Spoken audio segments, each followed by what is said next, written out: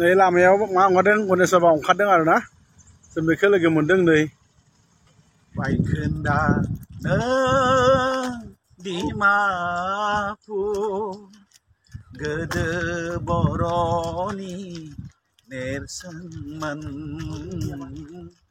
गोदो बर'नि नेरसोनमोन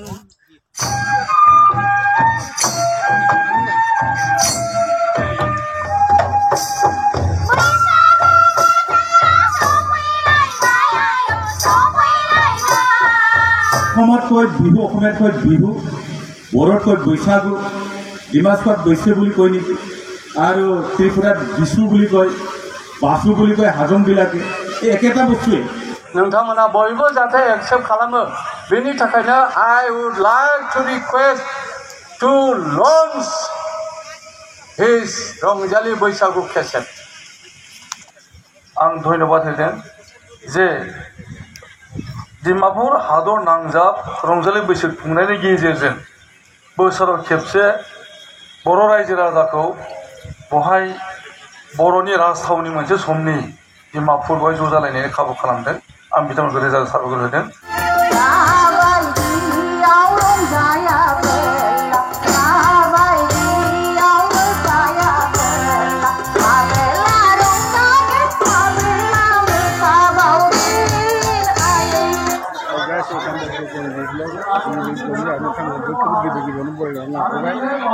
बैसागु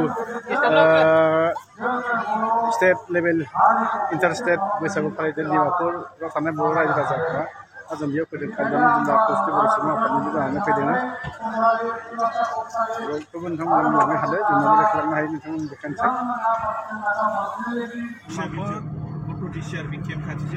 थांगासिनो दं आरो डिमापुर मोनसिगोन एसे दसे उनावनो माने डिमापुराव थांगासिनो दङ नै गारि लाखि लाखिनो दोङो बेसबुसारिफोरा हानि दाम मोनै मोनै जोङो बैसागु प्रग्रामाव जों फैगासिनो दङ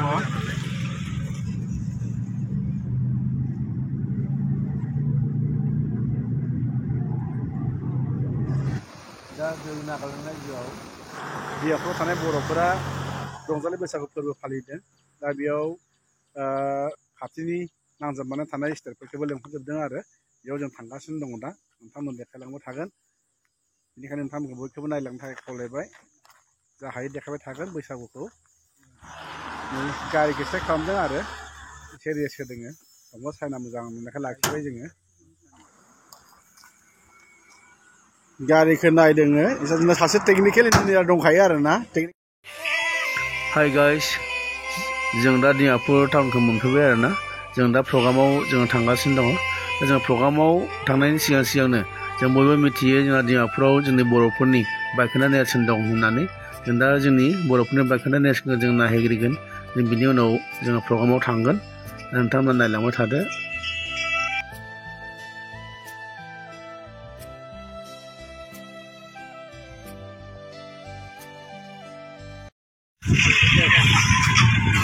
हाय गाइस नै दायो बैसागु प्रग्रामनि हारिमु हान्जा सुरनाय प्रग्रामा सोलिगासिनो दङ बे हारिमु हान्जा सुरनाय प्रग्रामा बर'नि बायखोन्दा नेरसोननि सेरजोंनो हान्जा सुरबोदों दा नोंथांमोना हारिमु हान्जा सुरदों बे हारिमु हान्जा सुरनाय जोबनाय लोगो लोगोनो प्रग्रामा जालांबाय थासिगोन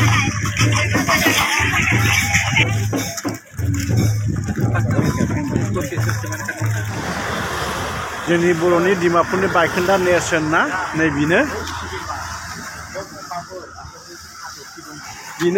जोंनि डिमापुरनि बायखोन्दा नेरसोना बर'नि नै जों सफैबाय दा डिमापुर बर'फोरनि बायखोन्दा नेरसोन बेनो जाबाय जोंनि बर'नि नेरसोनमोन रायजोफोर नै गाइस बेनो जोंनि डिमापुरनि बर'नि बायखोन्दा नेरसोना बेनो दा नै जों बेखौ नायनो फैदों आरो दा नै बेनो जोंनि बर'नि नाय नोंथांमोना बिदिनो आलाय सिलाय जानानै दङ जोंनि बर'नि बायखोन्दा नेरसोना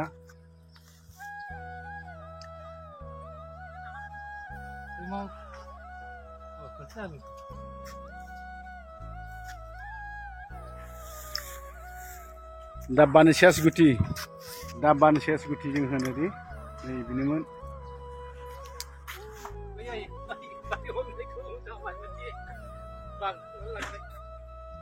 नै जोंनि बर'नि बायखोन्दा नेरसोना नायदो बैथिंबो दङमोन थिखोना लाबोजोब्बाय बेखौ बुस्थुखौ मोनसे जायगायाव ज' दोनबाय बेखौ माने बेखौ बन होबाय आरो ना औ बैयाबो दंमोन बैफोरबो मोनसे होनानै बैलाय मोनसे दं बै खनायाव बेयाव ज' दोनफैबाय आरो नै खरफोरखौबो गोदोनि राजा एलाय नै बेयाव नाय नै गाइस नै बेफोराव सब आगर दाननाय दंजोबोमोन आरोना बर'नि आगर दाननाय दंखाजोबोमोन दा बेफोरो गोमानानै थांबाय बेनो जाबाय जोंनि बर' हारिमुनि कालसार बर' जातिनि कालसार गोलैजोबनानै थाबाय दुखुनांथाव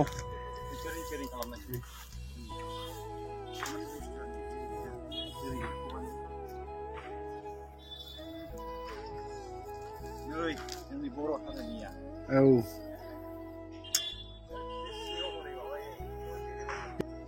सब नै नट होजोबनाय नोंथां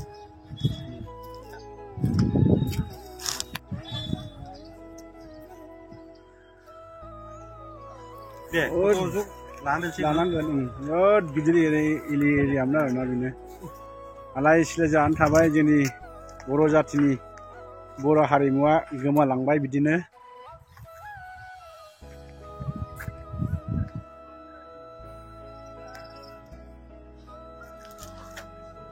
नै गाइस जोङो डिमापुरनि बायखोन्दा नेरसोनाव दंफैयो बिबार नै गराय ओरैनो आरोना नै बियो जोंनि बायखोन्दा नेरसोनाव थानाय प्लेयाराव दाननानै दोननाय बे गरायबारि नुदों बेखौ दानदों आरो मोजां बे पदम बिबारमोन बिदिनो बायदिसिना रोखोमनि आगर दङ बे चक्रमोन बिदिनो मोनफ्रोमबो दंफाङाव खाम्फायाव दंजोबोमोन आरो दा बिदिनो गोमानानै थांनो हमबाय आरो बेसेबां समनि उनाव गोमालांसिगोन बेखौ होननो हाला गोमानायनि लामायाव थाबाय सोरबाफोर नायनो गोसोबा फैनानै नायफैनो हायो सोरबाफोर नायनो गोसो दङबा फैनानै नायफैनो हायो बेयाव खुनु टिकेट नाङा जेबो दाननाङा नोंथांमोना गारि पार्किं थाखाय जायगाबो दोननाय दंखायो फैनानै बेयावनो लाखिनानै नोंथांमोना नायनो हागोन भिडिअ खालामनो हागोन सिनेमाबो हागोन मोसानायबो दिन्थिनो हागोन जिखुनु आरो हटेल थानायनि बेबस्था गासिबो दंजोबो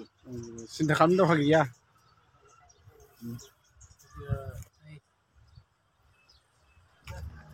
नै जोंनाबो बिरगासिनो दङ नै जों बै फुख्रिखौ नायनो थांदों आरो ना थांगासिनो दं डिमापुरनि बायखोन्दा नेरसोन बर'फोरनि गोमालांनाय जारिमिनारि खाम्फा थालांनाय बर'फोरनि मेथाइ खननाय जायगामोन बिनो दे बायखोन्दा नों डिमापुर गोदो बर'नि नेरसोनमोन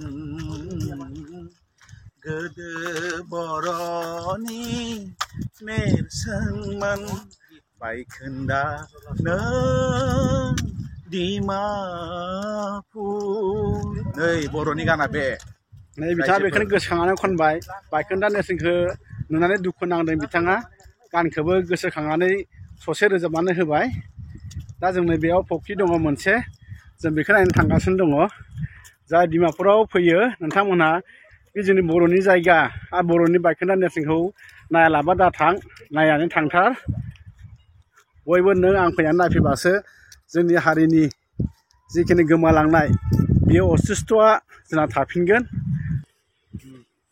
नै बेनो फुख्रिया फुरा फामि बिबारजों बिलाइजों खोबनानै दंजोबो राजानि फिसाजोआ दुगैयोमोन नै बेयाव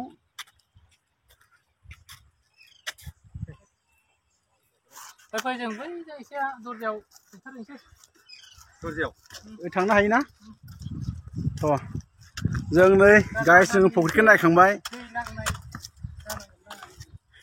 बर' राजानि फिसाजोआ बे फुख्रियावनो एसे दुगैयोमोननो गोदो बर' राजानि सिन होननानै बेयाव दिन्थिनाय जादों नै बियो लिरनानै दोननाया बर' राजाफोरनि बेयाव सिनायथि दं होननानै फोरमायदों बेयाव लिरनानै दोनदों सरकारा माने मोजे सिनायला मोजेल' नुयो मोले नुयो अन्थाइनि खाम्फायाव लिरनानै दोनदोंमोन आरो बर' राजानि नेरसोन दंमोन होननानै खिन्थिनानै होदों।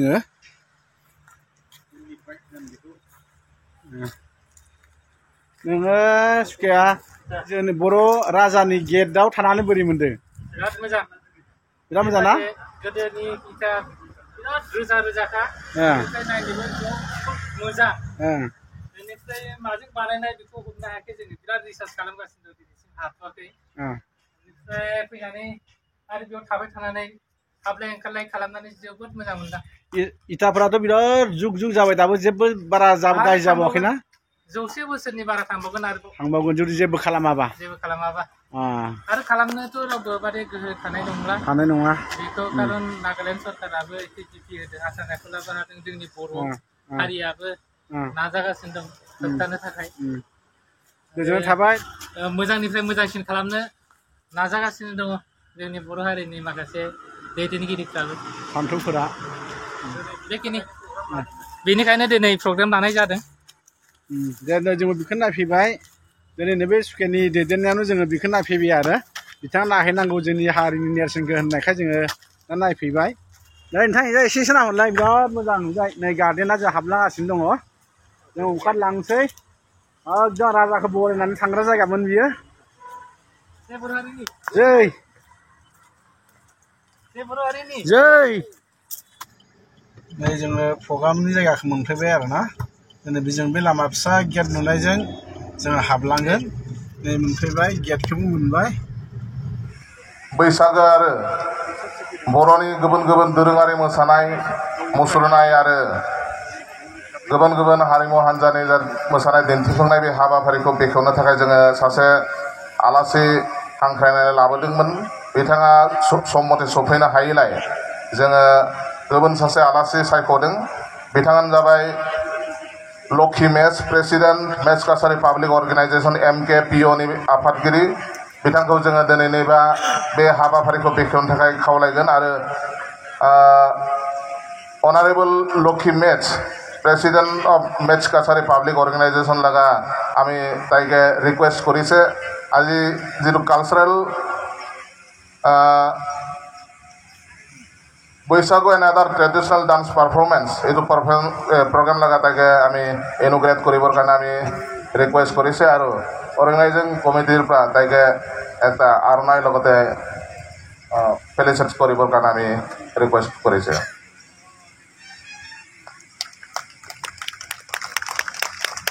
I would like to declare open Baisagu and other dance performed by Bhairuv's cultural troops and singing by